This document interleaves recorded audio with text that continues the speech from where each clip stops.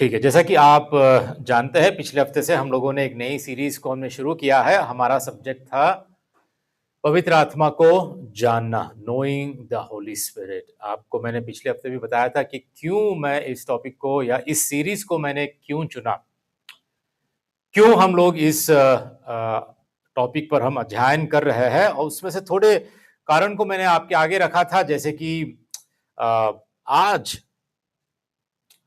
त्रिएकता में या त्रित्व में सबसे अधिक गलत समझा जाने वाला और दुर्व्यवहार किया जाने वाला व्यक्ति पवित्र आत्मा है। पवित्र आत्मा का उपयोग कई लोग व्यक्तिगत लाभ के लिए कर रहे हैं। पवित्र आत्मा त्रिएकता का एक भूला हुआ व्यक्ति बन गया है आज के दिन, और साथ ही साथ एक रहस्य बन गया है। कई विश्वासी यह नहीं मानते कि पवित्र आत्मा वास्तव में है, और कई विश्वासी पवित्र आत्मा के बारे में झूठी शिक्षाएं और गैर बाइबल सिद्धांतों में जीवन जी रहे हैं। तो ये थोड़े कारण हैं जिसके कारण मुझे लगा कि ये बहुत जरूरी है कि हम पवित्र आत्मा के विषय में हम सही रीति से सीखें और जानें। और पिछले हफ्ते मैंने ये भी बताया था कि कुछ ऐसी अनबिब्लिकल, गैर बाइबल सिद्धांतें या शिक्षाएं हैं जिसमें से कुछ बातों को मैंने आपको बताया था, जैसे कि पवित्र आत्मा का अति निजीकरण, over personalisation of the Holy Spirit. मतलब पवित्र आत्मा को एक मनुष्य की तरह देखना, एक मनुष्य की तरह, एक दोस्त, अपना साथी जो हमारे साथी हमेशा उठता बैठता चलता फिरता, एक साधारण व्यक्ति की तरह पवित्र आत्मा को एक अति निजीकरण रूप से देखना।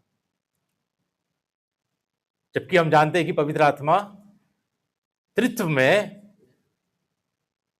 त्रिएक परमेश्वर में एक व्यक्ति है जिसे हमें भय खाना है, जिसका डर भी रखना है।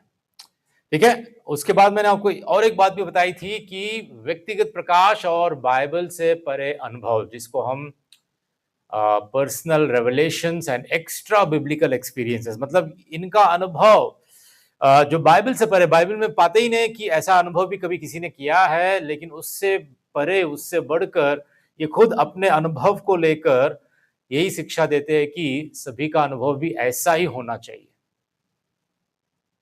और अपने अनुभव को बताते हुए, अपने अनुभव पर निर्भर होते हुए पवित्र आत्मा के सिद्धांत को बना लेते हैं। तीसरी बात मैंने ये बताया था कि पवित्र आत्मा की भूमिका का गलत चित्रण, जहां पर पवित्र आत्मा को गलत रीति से उसका चित्रण किया जाता है, जैसे कि पवित्र आत्मा केवल चिन्ह चमत्कार करने की एक ताकत है, एक शक्ति है। इस रीति से पवित्र आत्मा को दर्शाया जाता है, चित्रित किया जाता है, जहां पर सिर्फ पवित्र आत्मा को वरदानों के लिए और चिन्ह चमत्कार करने के लिए ही उसका उपयोग किया जाता है। ठीक है, और मैंने ये भी आपको बताया था कि जब मैं पहले पहले मसीह में आया था तो कैसे पवित्र आत्मा के विषय में कितनी झूठी शिक्षाओं में मैं भी पला और बढ़ा, और मैं भी झूठी शिक्षाओं में मैं जी रहा था, जबकि परमेश्वर अपनी दया में, अपने अनुग्रह में मेरे मन की आंखों को खोला था, और फिर पवित्र आत्मा की सच्ची शिक्षा मैं पाने लगा। पवित्र आत्मा को मैं अपने व्यक्तिगत जीवन में और ही गहराई से मैं जानने लगा। और जब मैं पहली बार मैं मसीह में आया था, शुरुआती दिनों में, तब जो शिक्षा मुझे मिली थी वो अधिकतर हमारे भावनाओं पर निर्भर होती थी। मतलब इमोशनल, भावनात्मक, जहां पर रोंगटे खड़े करने वाली शिक्षा या रोंगटे खड़े करने वाले बातें, रोंगटे खड़े करने वाले काम, चाहे वो म्यूजिक के द्वारा हो या चाहे अन्य भाषाओं में बात करने के द्वारा हो या और कुछ भी हो, बस इसी को हम पवित्र आत्मा और पवित्र आत्मा का अभिषेक मानकर हम चलते थे। ठीक है, तो ये सारी बातें मैंने पिछले हफ्ते आपको बताई थी, लेकिन आज हम देखने वाले हैं जो हमारा आज सबसे पहला पिछले हफ्ते इंट्रोडक्शन हुआ था और आज सबसे पहला टॉपिक रहेगा हमारा, पवित्र आत्मा कौन है, who is the Holy spirit. ठीक है, बहुत सारी बातें हैं जो आज हम देखने वाले हैं, तो ध्यान से आप सुनने की कोशिश कीजिए। मैंने हाल ही में एक वीडियो देखा था जिसमें एक गॉस्पल सिंगर, या आप कह सकते हैं कि जाने माने बहुत बड़े कलाकार, जो सुसमाचार के, बाइबल के मसीही गाने, गीत लिखती भी है और गाती भी है, ये स्त्री, ये व्यक्ति। और एक दिन वो स्टेज पर पवित्र आत्मा के विषय में कुछ कह रही थी और लोग सुन रहे थे। लोग इतने उत्सुक थे सुनने के लिए कि पवित्र आत्मा के विषय में ये क्या कहने वाली है। और पता है उसने क्या कहा? उसने ये कहा कि पवित्र आत्मा मेरे लिए अलादीन के जिन्न की तरह है। सुन रहे? पवित्र आत्मा मेरे लिए अलादीन के जिन्न की तरह है। जहां पर आप चिराग को आप रब करते हो, रगड़ते हो, तो हम कहानी में सुनते हैं ना कि जिन्न बाहर आता है। तो वैसे ही उसने कहा कि पवित्र आत्मा मेरे लिए अलादीन के जिन्न की तरह है। लेकिन इससे बढ़कर एक आश्चर्य की बात क्या है पता है? जो सुनने वाले थे ना, वो सुनकर ऐसे मजे ले रहे थे, वो सुनकर ऐसा हंस रहे थे, ऐसा मजा ले रहे थे, उनको इतना मजा आ रहा था, इतना आनंद आ रहा था कि ये सारी बातें सुनकर। तो सोचिए कि आजकल लोग इतने बेवकूफ हो गए हैं कि वे किसी की भी बताई बातों पर विश्वास कर लेते हैं। मतलब पवित्र आत्मा के विषय में इस रीति से भी अगर कोई बताते हैं, फिर भी लोग आज सुनने के लिए तैयार है और कोई वचन या शास्त्रों के आधार पर पवित्र आत्मा के विषय में जानने की कोशिश नहीं करते हैं। चार्ल्स स्पर्जन ऐसा कहते हैं, discernment is not knowing the difference between right and wrong, it is knowing the difference between right and almost right. मतलब परखने का मतलब सही और गलत के बीच का अंतर जानना नहीं है। इसका मतलब सही और लगभग सही के बीच का अंतर जानना है। सही और लगभग सही, ये दोनों के बीच में हमें अंतर ना बहुत बारीक होता है और इसको जानना ही परखना होता है। और ये हमें सीखना चाहिए, हमें सीखना चाहिए, इसीलिए परखना जरूरी है। ठीक है, तो देखते हैं आज के दिन बाइबल हमें क्या सिखाती है पवित्र आत्मा के विषय में। ठीक है, सबसे पहली बात मैं आपके आगे ये रखना चाहता हूं, पवित्र आत्मा परमेश्वर है। The Holy spirit is God. ठीक है, सबसे पहले और सबसे महत्वपूर्ण बात हमें यह समझने की जरूरत है कि पवित्र आत्मा परमेश्वर है। पवित्र आत्मा त्रिएकता में या त्रित्व में पिता और पुत्र के साथ समान है।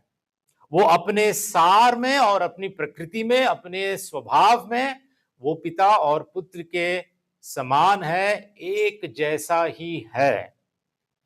ये ना तो पिता से बढ़कर है ना तो कम है, ना तो पुत्र से बढ़कर है और ना तो पुत्र से कम है। एक समान अपने सार में और अपने चाहे तत्व में कहो या अपने प्रकृति में या अपने स्वभाव में या अपने उद्देश्य में, अपनी योजना में, अपने कामों में, अपनी सामर्थ्य में, सब में पिता, पुत्र, पवित्र आत्मा तीनों एक समान है। इसलिए हम पवित्र शास्त्रों के आधार पर पवित्र आत्मा को हम परमेश्वर मानते हैं। लेकिन ऐसे भी कुछ लोग हैं जो पवित्र आत्मा ईश्वर या पवित्र आत्मा परमेश्वर या पवित्र आत्मा की ईश्वरत्व के विषय में अंगीकार नहीं करते हैं। भले ही वो पिता के विषय में कहते हैं कि हाँ पिता परमेश्वर है, पुत्र भी कहते हैं, इसके विषय में तर्क नहीं करते कि पुत्र परमेश्वर है। लेकिन जब पवित्र आत्मा की बात आती है तो ऐसे भी कई लोग हैं जो तर्क करते हैं कि पवित्र आत्मा परमेश्वर नहीं है। तो क्या हो सकता है? क्या वह आत्मा के रूप में, थोड़े लोग कहते हैं कि क्या पवित्र आत्मा यीशु की आत्मा के रूप में यीशु की अभिव्यक्ति है, यीशु को दर्शाने वाला है, लेकिन वो सिर्फ यीशु का ही आत्मा है, पवित्र आत्मा कोई अलग से नहीं है, ऐसा भी कहने वाले।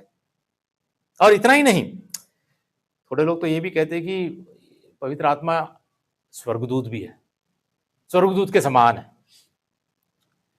ठीक है, तो एक अजीब गरीब ऐसी शिक्षा जो प्रारंभिक कलीसिया में, प्रारंभिक चर्च में जो फैल रही थी, ठीक है, वो है, हम उसको कहते हैं एरियनवाद या एरियनिज्म। ठीक है, एरियन कह के इस व्यक्ति के द्वारा ये शिक्षा बहुत प्रचलित थी, और इस शिक्षा में या इस दृष्टिकोण में यीशु और पवित्र आत्मा दोनों के ईश्वरत्व को नकार दिया जाता है। मतलब सिर्फ और सिर्फ पिता ही परमेश्वर है, वही ईश्वर है, और यीशु पुत्र जो है और पवित्र आत्मा जो है ये परमेश्वर नहीं है। और इतना ही नहीं, ये भी सिखाया जाता है कि यीशु और मतलब पुत्र और पवित्र आत्मा, इनको सृजा गया है, इनको बनाया गया है, और ये अपने तत्व में, अपने सार में और अपनी इस प्रकृति में पिता के समान नहीं है, पिता परमेश्वर के समान नहीं है।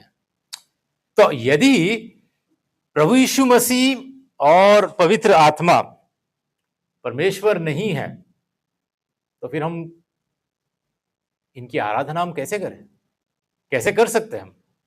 हमको करना नहीं चाहिए, है ना?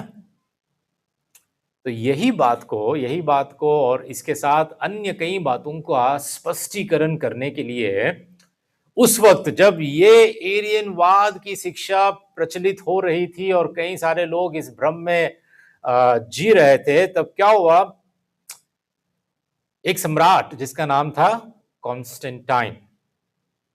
ठीक है, एक सम्राट जिसका नाम था कॉन्स्टेंटाइन, उसने क्या किया, सारे चर्च के बड़े बड़े लीडर्स जो थे, जो नेताएं थे, जो नेतृत्व करने वाले थे, जो बुजुर्ग थे, उन सभी को, लगभग 300 लोगों को उसने बुलाया। उसने बुलाकर एक सभा, एक काउंसिल को आयोजित किया, और उसको ही हम कहते हैं काउंसिल ऑफ नीसिया।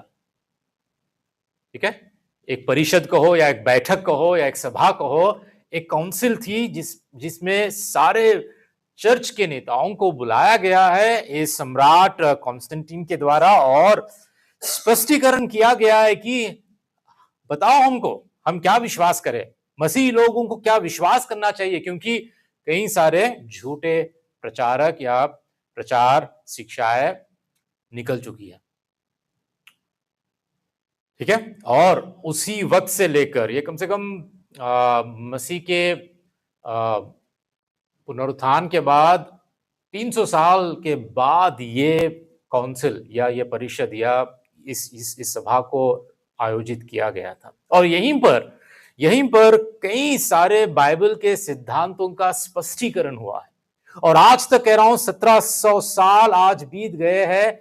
ये 1700 साल में अगर हम कलीसिया के इतिहास को हम देखते हैं, कलीसिया के इतिहास में ये जिसको हम कहते हैं नाइसीन क्रीड या अंगीकार, विश्वास का वचन या विश्वास का अंगीकार, इस काउंसिल से जो निकला है, उसी के आधार पर आज कलीसिया टिकी हुई है। परमेश्वर ने इन लोगों का उपयोग करके कई सारे झूठे सिद्धांत और झूठे शिक्षकों के उनका पर्दाफाश किया, और वहां से हमको कई बाइबल की सिद्धांतों पर स्पष्टीकरण हमको दिया गया है।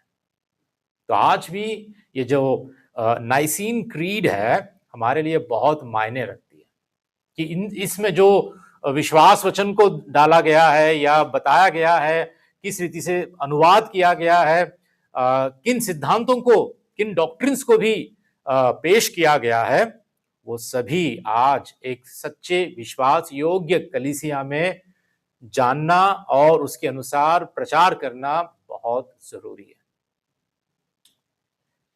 कुछ लोग पूछ सकते हैं, ठीक है, कुछ लोग ऐसे ही पूछ सकते हैं, भैया तो फिर पवित्र आत्मा जो कि पेंतिकोस्त के दिन हमको दिया गया है ना, पेंतिकोस्त के दिन पवित्र आत्मा आया, तो फिर पवित्र आत्मा पेंतिकोस्त से पहले या पुराने नियम की हम बात करें तो कहां था, क्या कर रहा था पवित्र आत्मा? ठीक है, तो ये सारी बातें हमारे मन में आ सकती है, सारे प्रश्न हमारे मन में उठ सकते हैं। तो इसी कारण मैं आपको सबसे पहले पवित्र आत्मा परमेश्वर है, इसका प्रमाण मैं आपको पुराने नियम और नए नियम दोनों में मैं आपको बताना चाहता हूं। कुछ बातों को, कुछ पदों को मैं आपके आगे रखना चाहता हूं जो ये साबित करती है कि पवित्र आत्मा परमेश्वर है। सबसे पहले हम पुराने नियम में देखेंगे। सबसे पहले पुराने नियम में हम देख पाते हैं कि उत्पत्ति का पहले अध्याय में ही, उसके दूसरे वचन में ही हम देखते हैं, सृष्टि को बनाते वक्त ही, सृष्टि की रचना करते वक्त ही, जब हम देखते हैं, दूसरे पद में ऐसा लिखता है, पृथ्वी बेडोल और सुनसान पड़ी थी और गहरे जल के ऊपर अंधियारा था तथा परमेश्वर का आत्मा जल के ऊपर मंडराता था। या और कोई नहीं है, पवित्र आत्मा ही है ये। हम सृष्टि के आरंभ में ही देखते हैं। और दूसरी बात, जब हम निर्गमन की किताब में आते हैं तो मूसा के नीचे कुछ कर्मचारी काम कर रहे थे, मंदिर का काम कर रहे थे, या वो तंबू बनाने का काम कर रहे थे, मंदिर का नहीं, सॉरी, ठीक है। तो वहां पर हम ये पढ़ते हैं, देखिए निर्गमन का 35 में, ठीक है, 35 में 30 और 31 में हम ये पाते हैं, तो मूसा ने इस्राएलियों से कहा, सुनो, यहोवा ने यहूदा के गोत्र वाले बसलेल को, जो उरी का पुत्र और हूर का पोता है, नाम लेकर बुलाया है। ये बसलेल एक व्यक्ति का नाम है जो मूसा ने इसके विषय में कहा कि यहूदा के ये गोत्र वाला है, ये बसलेल है, जिसका नाम, ये उरी का पुत्र और हूर का पोता है, और प्रभु ने, यहोवा ने इसको नाम लेकर बुलाया है। और क्या क्या कहता है, और उसने उसको परमेश्वर के आत्मा से ऐसा परिपूर्ण किया है कि सब प्रकार की बनावट के लिए उसको ऐसी बुद्धि, समझ और ज्ञान मिला है। तो यहां पर भी हम देखते हैं पवित्र आत्मा लोगों को निपुणता देता था, उनमें कार्य सिद्ध करता था, उनमें ऐसी बुद्धि, ज्ञान, समझ को लेकर आता था, ठीक है। उसके बाद हम देखते हैं गिनती की किताब में, उसके 27 का 18 में हम देखते हैं, यह है यहोशू के बारे में, जहां पर यहोवा ने मूसा से कहा, तू नून के पुत्र यहोशू को लेकर उस पर हाथ रख, वो तो ऐसा पुरुष है जिसमें मेरा आत्मा बसा है। देख रहे हैं आप, यहां पर यहोशू के विषय में भी गवाही ये दे रहा है खुद परमेश्वर कि उसके अंदर मेरा आत्मा बसा है। यहां पर भी हम देख पाते हैं पवित्र आत्मा के विषय में। और इसके बाद मैं 3 व्यक्तियों को आपके आगे रखना चाहता हूं। सबसे पहले है गिदोन, ठीक है, जो न्यायों की किताब में हम देखते हैं 6 का 34 में, तब यहोवा का आत्मा गिदोन में समाया और उसने नरसिंगा फूका, तब अबजेरी उसकी सुनने के लिए इकट्ठे हुए। तो यहां पर गिदोन में भी यहोवा का आत्मा, ठीक है, ये बात को आप ध्यान से सुनिए, ठीक है, यहोवा का आत्मा। दूसरा व्यक्ति है शिमशोन, ठीक है, न्यायों की किताब का 13, 24 और 25 में हम ये देखते हैं, और उस स्त्री के एक बेटा उत्पन्न हुआ और उसका नाम शिमशोन रखा, और वह बालक बढ़ता गया और यहोवा उसको आशीष देता रहा, और यहोवा का आत्मा उसको उभारने लगा। ठीक है, फिर से हम देखते हैं किसका आत्मा? यहोवा का आत्मा। अभी तक हमने क्या देखा था? गिदोन के विषय में यहोवा का आत्मा, शिमशोन के विषय में यहोवा का आत्मा, और फिर हम देखते हैं दाऊद के विषय में, पहले शमूएल का 16 का 13, तब शमूएल ने अपना तेल का सिंह लेकर उसके भाइयों के मध्य में उसका अभिषेक किया। किसका? दाऊद का। और उस दिन से लेकर भविष्य को यहोवा का आत्मा दाऊद पर बल से उतरता रहा।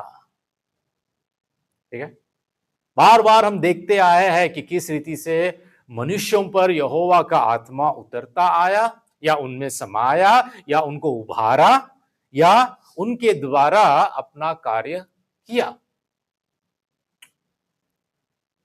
आश्चर्य की बात और एक है, यहां पर जब हम नए नियम में दूसरे पत्रस की पत्री का हम अध्ययन कर रहे थे, आपको पता नहीं याद है कि नहीं, पत्रस अपनी दूसरी पत्री में ऐसा कहता है 1:20 और 21 में, पर पहले यह जान लो कि पवित्र शास्त्र की कोई भी भविष्यवाणी किसी की अपने ही विचारधारा के आधार पर पूर्ण नहीं होती, क्योंकि कोई भी भविष्यवाणी मनुष्य की इच्छा से कभी नहीं हुई, पर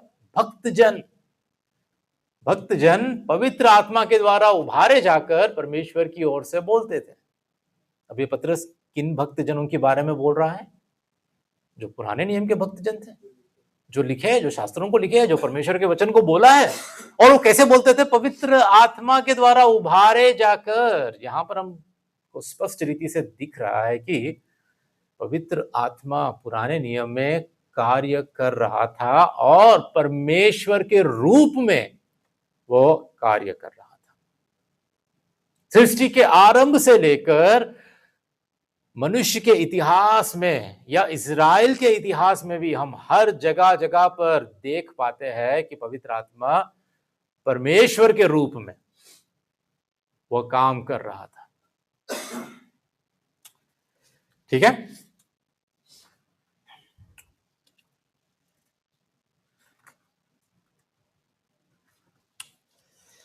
तो इसके बाद हम देखते हैं कि पेंतिकोस के दिन भी, पेंतिकोस से पहले भी पुराने नियम में पवित्र आत्मा सक्रिय था।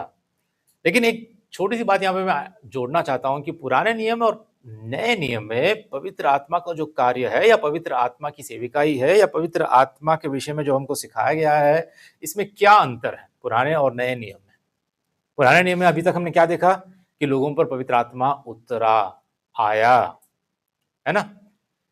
और नए नियम में जब हम देखते हैं कि ये अंतर यह है कि नए नियम में पवित्र आत्मा हमारे अंदर हमेशा के लिए वास करने के लिए आता है, हमें अपना मंदिर बनाता है और हम पर छाप दी जाती है पवित्र आत्मा के द्वारा कि हम कलीसिया के भाग या प्रभु यीशु मसीह की देह में हम शामिल हो जाए।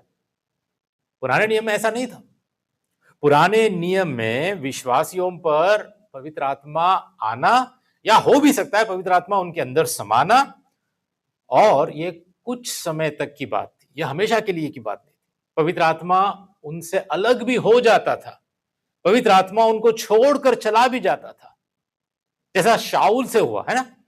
शाऊल के जीवन में पवित्र आत्मा, परमेश्वर का आत्मा छोड़कर चला गया। दाऊद भी पुकार कर कहता है, प्रार्थना करता है कि परमेश्वर तेरी आत्मा को मुझसे तू ना निकाल, है ना। मतलब पूरी संभावना थी पुराने नियम में कि पवित्र आत्मा अगर किसी को दिया जाता, किसी को सक्षम बनाता, किसी पर आता, तो उसको पवित्र आत्मा छोड़ कर भी जाने की पूरी संभावना थी। लेकिन नए नियम में जब हम देखते हैं, ऐसा नहीं है। नए नियम में जब प्रभु यीशु के माध्यम से उसके बहाए हुए लहू के कारण जब पर्दा फट गया, तो हमें परमेश्वर के पास आने का पूरी तरह से रास्ता खुल गया, और साथ ही साथ पवित्र आत्मा हमें दिया जाना वरदान के रूप में कि पवित्र आत्मा खुद हमारे हृदयों में हमेशा के लिए बसने के लिए, ये एक बार की बात नहीं है। सच्चे विश्वासी जो नया जन्म पाता है, जो सच्चा विश्वासी है, उसके जीवन में जब पवित्र आत्मा उसको पुनर्जीवित करता है, तब क्या होता है, पवित्र आत्मा हमेशा हमेशा के लिए उस व्यक्ति में आ जाता है, उसको कभी कभी कभी छोड़ता नहीं, कभी पवित्र आत्मा उसको छोड़ता नहीं, वो हमेशा के लिए उसके हृदय में, उसके जीवन में वो आ जाता है। भले ही पवित्र आत्मा का प्रकट होना, पवित्र आत्मा की उपस्थिति प्रकट होना, पवित्र आत्मा की सामर्थ्य में जीवन जीना, पवित्र आत्मा के द्वारा चलाए चलना, ये उस व्यक्ति पर आधारित है। वो जितना परमेश्वर के अधीनता में जिएगा, उतना ही पवित्र आत्मा का फल उसमें लगेगा, उतना ही पवित्र आत्मा के द्वारा वो पवित्र किया जाता रहेगा। ठीक है, तो हम जब नए नियम में भी देखते हैं तो पवित्र आत्मा परमेश्वर है, इसका प्रमाण हमको कई बार कई जगह दिखता है। सबसे पहले हम देखते हैं नए नियम में मत्ती का 28 उसका 19 में, जहां पर खुद प्रभु यीशु मसीह हमको ये आज्ञा देते हैं, इसलिए तुम जाकर सब जातियों के लोगों को चेला बनाओ और उन्हें पिता और पुत्र और पवित्र आत्मा के नाम से बपतिस्मा दो। अगर पवित्र आत्मा परमेश्वर नहीं है तो क्यों प्रभु यीशु मसीह ये कहता कि पवित्र आत्मा के नाम से बपतिस्मा दो, है ना? तो यहां पर हमको ये प्रमाण मिलता है पवित्र आत्मा परमेश्वर है। और दूसरी बात मैं ये दिखाना चाहता हूं, इब्रानियों का 9 का 14, जहां पर ऐसा लिखा है, तो मसीह का लहू जिसने अपने आप को सनातन आत्मा के द्वारा परमेश्वर के सामने निर्दोष चढ़ाया, तुम्हारे विवेक को मरे हुए कामों से क्यों ना शुद्ध करेगा, ताकि तुम जीवित परमेश्वर की सेवा करो। देखिए यहां पर क्या कह रहा है, पवित्र आत्मा को सनातन आत्मा, मतलब जो हमेशा से रहा है और हमेशा रहेगा, इटर्नल स्पिरिट जिसको इंग्लिश में कहते हैं, मतलब कभी भी वो बनाया नहीं गया है, वो हमेशा से अस्तित्व में है, रहेगा। सनातन आत्मा, पवित्र आत्मा सनातन है। सनातन कौन रह सकता है? साधारण मनुष्य हो सकता है सनातन, कोई स्वर्गदूत सनातन हो सकता है, कोई बनाई गई सृष्टि सनातन हो सकती है? नहीं, केवल परमेश्वर सनातन हो सकता है। इसलिए पवित्र आत्मा सनातन है, इसका मतलब क्या है? वह परमेश्वर है।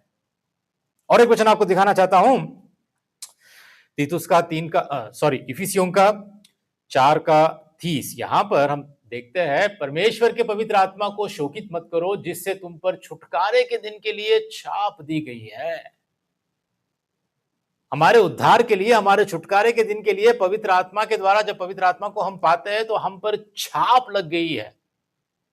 परमेश्वर कहता है कि ये मेरा है, ये मेरा है, ये मेरा है, ये मेरा है, ये सब पर जो भी उसके बन गए हैं उन पर छाप लग गई है कि हम मसीह के हैं, हम पवित्र आत्मा के द्वारा हम पर छाप लगी है।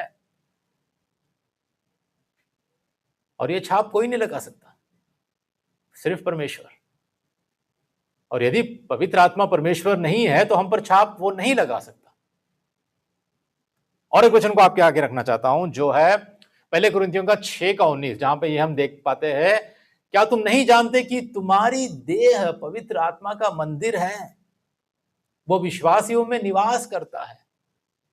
कौन कर सकता है? विश्वासियों में निवास करने वाला केवल परमेश्वर ही हो सकता है, और कोई नहीं हो सकता। और यदि वो हमारे अंदर निवास करता है, हम पवित्र आत्मा का मंदिर है, तो पवित्र आत्मा परमेश्वर है। कहता है कि जो तुम में बसा हुआ है और तुम्हें परमेश्वर की ओर से मिला है और तुम अपने नहीं हो। ठीक है, तीतुस का 3 का 5 हम देखते हैं तो यहां पर हम पाते हैं, तो उसने हमारा उद्धार किया, और यह धार्मिक कामों के कारण नहीं जो हमने आप किए, पर अपनी दया के अनुसार नए जन्म के स्नान और पवित्र आत्मा के हमें नया बनाने के द्वारा हुआ। किसके द्वारा? पवित्र आत्मा जो हमें नया बनाता है, उसी के द्वारा क्या हुआ है? हमारा उद्धार हुआ है। इसलिए मैंने पिछली बार जब मैंने प्रचार किया तो मैंने आपको बताया था कि पवित्र आत्मा के बिना उद्धार नहीं हो सकता। पवित्र आत्मा के बिना हम पवित्र नहीं किया जा सकते। पवित्र आत्मा के बिना हम मसीह जीवन नहीं जी सकते। पवित्र आत्मा के बिना हम आत्मिक उन्नति नहीं कर सकते।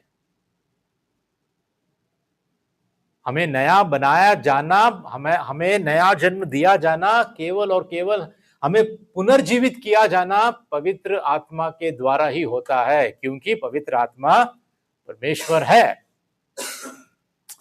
और सबसे बड़ी बात, हम अगर पवित्र आत्मा परमेश्वर साफ साफ इतनी स्पष्ट रीति से अगर हम देख पाते हैं, तो वो एक जगह है, वो है प्रेरितों के काम उसके 5वें अध्याय में। आपको पता होगा कि पति पत्नी थे, हनन्याह और सफीरा।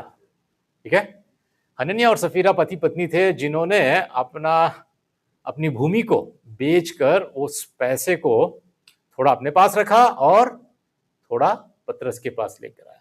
जब ये पति, जिसका नाम हनन्याह है, वो आता है और पैसा पतरस के पैरों पर रखता है, लेकिन पतरस क्या कहता है पता है? परंतु पतरस ने कहा, हे हनन्याह, शैतान ने तेरे मन में यह बात क्यों डाली है कि तू पवित्र आत्मा से झूठ बोले और भूमि के दाम में से कुछ रख छोड़े।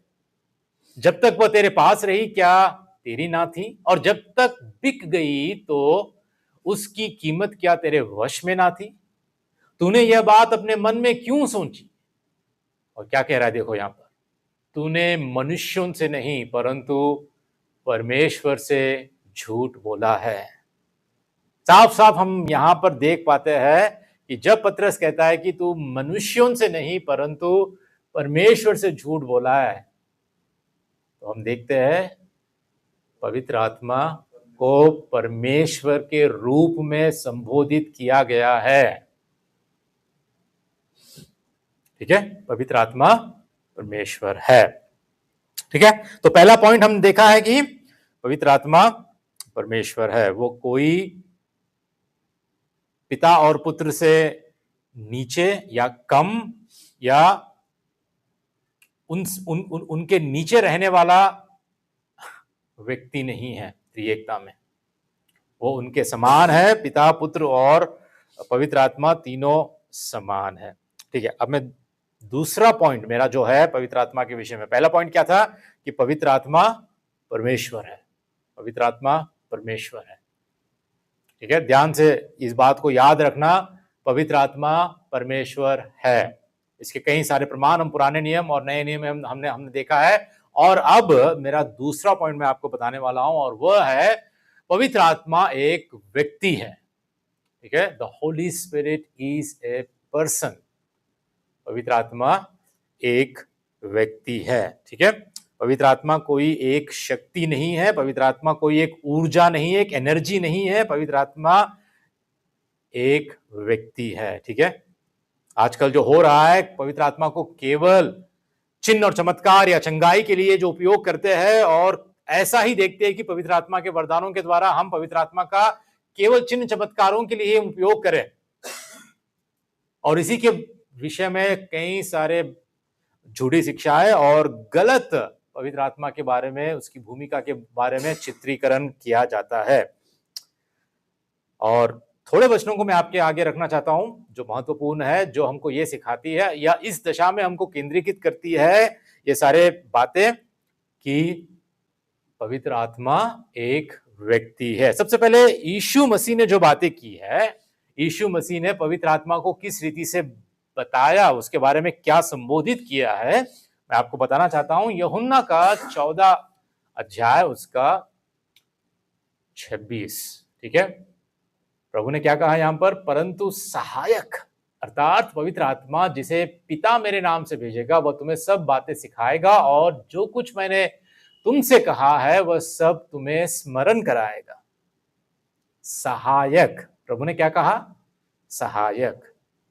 अगर आप इंग्लिश में देखोगे, अगर यूनानी भाषा में इसका मतलब आप देखोगे, तो वहां पर हमको सहायक या हेल्पर जिसको कहते हैं, या हम ये भी पाते हैं कि वो सांत्वना देने वाला परमेश्वर, कंफर्टर, शांति देने वाला परमेश्वर। ये कोई, क्या लगता है आपको कि ये एक व्यक्ति के गुण है या एक शक्ति के गुण है? सहायक हम जब कहते हैं और कहते हैं कि वह सिखाएगा, सब बातें वह सिखाएगा, तो एक व्यक्ति के गुण यहां पर प्रदर्शित हो रहे हैं। और ऐसे ही यूहन्ना के 15 का 26 में भी हम पाते हैं कि परंतु जब वह सहायक आएगा, ठीक है, जब वह सहायक आएगा जिसे मैं तुम्हारे पास पिता की ओर से भेजूंगा, अर्थात सत्य का आत्मा जो पिता की ओर से निकलता है, तो वह मेरी गवाही देगा। ठीक है, यहां पर भी हम देख पा रहे हैं कि पवित्र आत्मा को सहायक कहा गया है। ठीक है, उसके बाद हम ये भी देखते हैं कि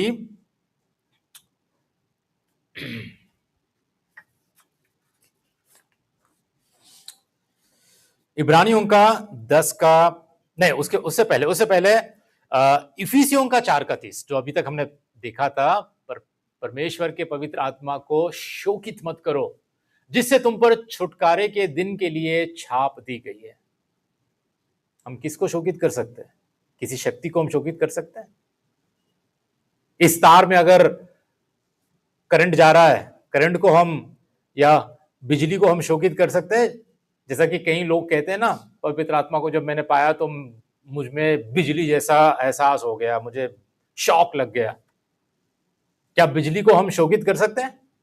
यहां पर एक व्यक्ति के बारे में कहा गया जो एक व्यक्ति की भावनाएं उसके अंदर है, एक फीलिंग है, जो कि स्पष्ट रूप से वचन हमको सिखाता है कि परमेश्वर के पवित्र आत्मा को शोकित मत करो। मतलब वो शोकित हो सकता है, वो दुख उठा सकता है ना। हम ये बात को और भी यहां देख पाते हैं इब्रानियों का 10 का 29 में कि तो सोच लो कि वह कितने और भी भारी दंड के योग्य ठहरेगा जिसने परमेश्वर के पुत्र को पाँव से रौंदा और वाचा के लहू को जिसके द्वारा वह पवित्र ठहराया गया था अपवित्र जाना है और अनुग्रह की आत्मा का अपमान किया। अनुग्रह की आत्मा मतलब पवित्र आत्मा, पवित्र आत्मा का अपमान किया मतलब पवित्र आत्मा का अपमान भी हो सकता है, हम कर सकते हैं। अपमान किसको कर सकते हैं? व्यक्ति को ही कर सकते हैं ना, कोई अलौकिक शक्ति को कर सकते हैं? नहीं। भले ही पवित्र आत्मा में है सामर्थ, भले ही पवित्र आत्मा में शक्ति है, सामर्थ है, वो हमको बल देता है, लेकिन याद रखो कि पवित्र आत्मा व्यक्ति है जिसको हम शोकित कर सकते हैं, जिसका हम अपमान भी कर सकते हैं। ठीक है, उसके बाद और एक महत्वपूर्ण बात ये पहले कुरिन्थियों का 2 का 9 से 12 में हम देख पाते हैं। बहुत सारे पद है यहाँ पर, लेकिन मैं आपको समझाना चाहता हूं कि पवित्र आत्मा क्या क्या करता है यहाँ पर, एक व्यक्ति के रूप में वो क्या कर सकता है। देखिए, परंतु जैसा लिखा है, जो आंख ने नहीं देखी और कान ने नहीं सुनी और जो बातें मनुष्य के चित्त में नहीं चढ़ी, वे ही है जो परमेश्वर ने अपने प्रेम रखने वालों के लिए तैयार की है। कौन सी बातें हैं? जो कभी आंखों ने नहीं देखी, कभी कान ने नहीं सुनी, कभी जो बातें मनुष्य के चित्त में नहीं चढ़ी, ऐसी बातें हैं जो परमेश्वर ने क्या किया? अपने प्रेम रखने वालों के लिए तैयार की है। अब देखो क्या है, पद 10 में ऐसा कहता है, परंतु परमेश्वर ने उनको अपने आत्मा के द्वारा हम पर प्रकट किया। ये सारी बातें जो कभी आंखों ने नहीं देखी, जो अंधे की बातें हैं, जो मनुष्यों को दिखती नहीं है, जो कानों को सुनाई नहीं देती है, जो मनुष्य के चित्त में कभी चढ़ी नहीं, ऐसी बातें जो अनंत जीवन की है, जो स्वर्गीय बातें हैं, जो अलौकिक बातें हैं, जो परमेश्वर की बातें हैं, ऐसी बातों को कौन प्रकट करता है? पवित्र आत्मा। वचन कहता है कि परंतु परमेश्वर ने उनको अपने आत्मा के द्वारा हम पर प्रकट किया। अगर हम पर परमेश्वर ने आत्मा के द्वारा उन बातों को प्रकट किया तो हमारे बंद आंखें जो केवल संसार को देख रही है, ये बंद आंखें खुल जाएगी कि हम उन बातों को देखें, हमारे कान खुल जाएंगे कि उन बातों को हम सुने, हमारा मन खुल जाएगा कि उन बातों को हम ग्रहण कर पाए। और ये कौन करता है? ये कौन प्रकट करता है? पवित्र आत्मा। और क्या कहता है? देखिए, क्योंकि आत्मा सब बातें वरन परमेश्वर की गूढ़ बातों को भी जांचता है। परमेश्वर की जो गूढ़ बातें हैं, रहस्य की बातें हैं, जो मनुष्य नहीं जान पाता है, वो बातें कौन जानता है? वो पवित्र आत्मा उसको जांचता है। मनुष्य में से कौन किसी मनुष्य की बातें जानता है? केवल मनुष्य की आत्मा उसमें, जो उसमें है। वैसे ही परमेश्वर की बातें भी कौन नहीं जानता? केवल परमेश्वर का आत्मा। परंतु हमने संसार की आत्मा नहीं, परंतु वह आत्मा पाया है जो परमेश्वर की ओर से है, कि हम उन बातों को जाने जो परमेश्वर ने हमें दी है। ये काम करने वाला कौन है? पवित्र आत्मा है। किसको हमने पाया है? पवित्र आत्मा को हमने पाया है। किन बातों को हमने जाना है? परमेश्वर की बातें। और कैसे हम पर प्रकट हुई है? पवित्र आत्मा के द्वारा प्रकट हुई है। अभी तक हमने देखा था यूहन्ना के 14 का 26 में, जहां पर परंतु सहायक अर्थात पवित्र आत्मा जिसे पिता मेरे नाम से भेजेगा और तुम्हें सब बातें क्या करेगा? वो सिखाएगा। अभी तक बातों के बारे में हमने बात कर रहे थे ना, जो बातें आंख ने कभी देखी नहीं, कान ने कभी सुनी नहीं, मनुष्य के चित्त में कभी चढ़ा नहीं, वही बातें क्या कह रहा है प्रभु यहां पर पवित्र आत्मा के विषय में? परंतु सहायक अर्थात पवित्र आत्मा जिसे पिता मेरे नाम से भेजेगा वो तुम्हें सब बातें सिखाएगा, और जो मैंने तुमसे कहा है वह सब तुम्हें स्मरण कराएगा। कौन सिखाता है हमको? कोई एक अलौकिक शक्ति हमको सिखा सकती है? नहीं, एक व्यक्ति के गुण यहां पर हम देख रहे हैं कि वह सिखाएगा। He teaches us.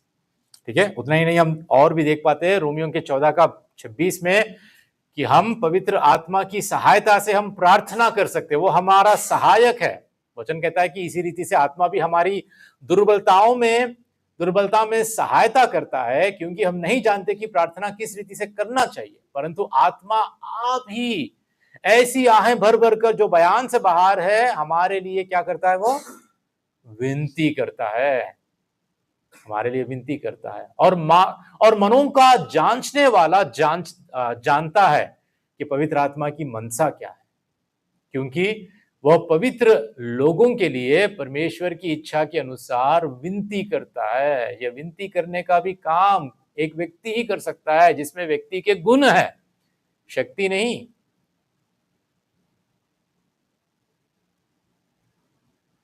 इतना ही नहीं, हम और भी देखते हैं कि पवित्र आत्मा बात करता है। यदि हम प्रेरितों के काम में हम देखते हैं, उसके 13 के 2 में ऐसा लिखा है कि जब वे उपवास सहित प्रभु की उपासना कर रहे थे तो पवित्र आत्मा ने कहा, स्पष्ट रीति से हम देख पा रहे हैं यहां पर, किसने कहा?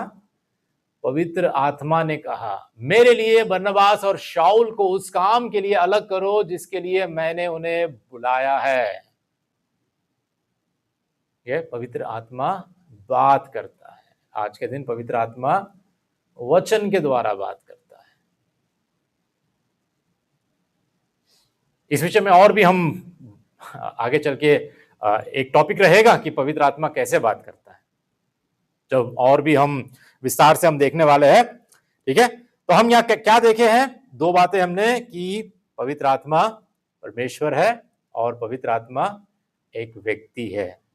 तो यदि पवित्र आत्मा परमेश्वर है, जो कि वह है, और यदि पवित्र आत्मा एक व्यक्ति है, जो कि वह है, अगर यदि है तो हम उसके साथ संबंध बना सकते हैं और उसके साथ बातचीत कर सकते हैं। समझ में आ रही बात आपको? क्योंकि पवित्र आत्मा एक व्यक्ति है। ठीक है, एक व्यक्ति के गुण उसमें हम देख पाते हैं, केवल एक अलौकिक शक्ति ही नहीं। और इसी कारण हम उससे एक संबंध बना सकते हैं और उसके साथ हम बातचीत कर सकते हैं। भले ही वो परमेश्वर है और उससे हमें डरना भी चाहिए। एक स्वस्थ भय या एक स्वस्थ डर उसके प्रति हमें होना चाहिए और उसका सम्मान किया भी जाना चाहिए। लेकिन पता है, शास्त्र हमको ऐसा समझाता है, बाइबल हमको ऐसे समझाती है, ऐसे सिखाती है कि पवित्र आत्मा एक सुलभ और संबंधित और व्यक्तिगत रूप में हमको बताया गया है।